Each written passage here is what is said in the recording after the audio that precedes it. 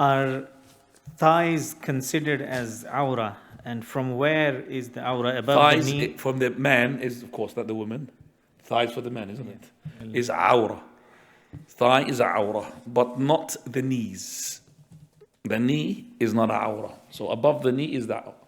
So they requested if you kindly show, they will The be camera, able to okay. see. Shall I show my na'a? No, Right. point there. Okay. So up to here, I'm not showing my awrah.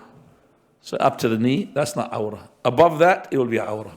But this awrah, mughallada, sorry, غير mughallada, this is the part one of the awrah, but the heavy awrah is the front and the back, okay? Because the Prophet ﷺ, his thigh was shown.